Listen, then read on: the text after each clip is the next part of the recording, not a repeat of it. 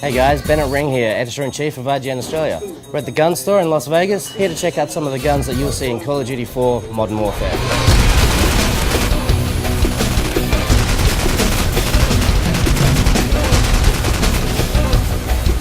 So we're inside the gun store with Jeremy Sayer. He's the armor smith and range master down here.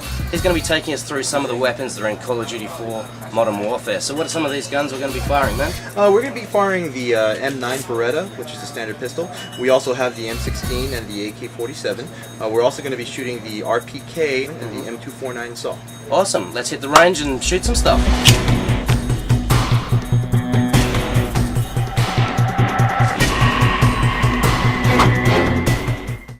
If there's a guy shooting at you from across a football field, you're probably better off throwing this gun at him than trying to shoot him with it. You only want to use the 92F when you're so close to that stinky Russian terrorist that you can smell the cheap Polish vodka on his breath. When I fired it at the range, I was lucky to hit the target, let alone shoot it accurately. However, it's a great gun for the geekier gamer. It's light enough for even the most exercise-deprived WoW player to pick up, and has about as much kick as a My Little Pony. In-game, it's modelled very similarly. This is your backup weapon, only to be used when you don't have time to reload your primary, trying to bust the cap in some guy's butt from a range further than about 10 meters or 30 feet. This isn't an assault rifle. It's actually one of the laser guns stormtroopers use in Star Wars. You point this thing at something, and that's where your bullets will go. Sure, the bullets are only the size of a grain of rice, but a grain of rice flying at the speed of light is enough to ruin your day. Seriously though, the M16 is the all-American high-tech answer to the primitive Russian AK-47. I'm pretty sure it's made of the same stuff as the space shuttle, well, probably. It's as accurate as a laser pointer, and undoubtedly costs more to develop than the entire moon landing program. Due to the low recoil, awesome sights, and handy foregrip, I had my most accurate results with the M16, and the in-game gun is just the same. Mine was modified to fire on full automatic, but in-game you're limited to 3-round bursts. This makes it more suitable for reaching out and touching long-range enemies. At close range, I recommend grabbing it by the barrel and swinging it like a club. That's how ineffective it is. When you absolutely, positively must kill every AI opponent in the room, well, provided the room is nice and small. The AK isn't renowned for its accuracy, but it is renowned for its reliability and stopping power. Sadly, our AK was modified to fire smaller bullets, so it didn't have quite as much kick as the real thing, but it did feel Russian in some way. Unlike the US guns, there's a brutish, primitive feeling to the AK. It's like the difference between a muscle car, the AK, and a Formula 1 car, the M16. They're both fun, but there's something about firing the AK that felt like you're being punched in the guts, slapped across the face, and loved every second of it. In the game, the AK-47 has much more recoil than the modified version I fired. This means it's awesome for clearing rooms and short distances. But if you get into a long-range firefight with it, you're probably better off turning it on yourself. The end result will be the same, so you may as well make it as quick and painless as possible.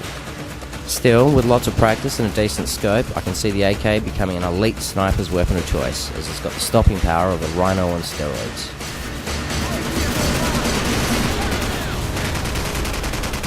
Remember the wood-panelled car in the Brady Bunch? That's what the RPK is. It's not just the lovingly crafted stock, made from some exotic rainforest somewhere in the world that's on the verge of extinction. It's the whole feel of the thing. Like the Bradymobile, this thing is chunky, fat and heavy, and it smashes through anything that gets in the way. Thanks to the bipod on the version I fired, it was actually surprisingly accurate.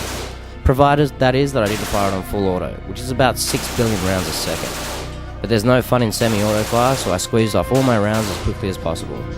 Again, our version was modified to fire smaller rounds, so that probably accounts for its controllability. In the game, this is the godfather to the AK-47. Big bullets, terrible accuracy on full auto, and designed more for suppressing the enemy rather than making them bleed. But what I like best is the fact that it's nice and loud. Every time you squeeze that trigger, it sounds like a battery of howitzers going off.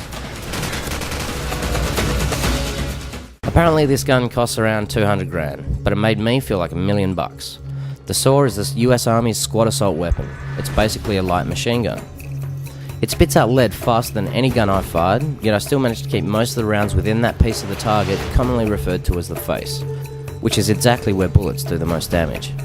Firing this thing filled up the entire room with a wall of flame, hot casings bouncing off the walls, off our camera guy and covering the floor.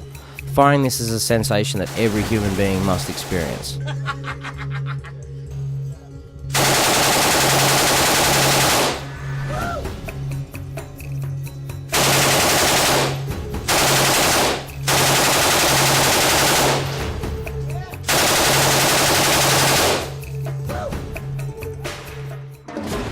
Infinity War has totally nailed the saw in the game, right down to the way that it sort of stutters when firing. It's not a smooth, regular rate of fire. Instead, the saw pumps out bullets when it feels like it, as fast as it can, trying to force out the next bullet before the previous one is detonated. This is the ultimate area denial weapon. Use it wisely to block off choke points, but be warned, it's a heavy mother. Only the strongest of warriors, like the IGN staff from Australia, should hold this bad boy for extended periods of time.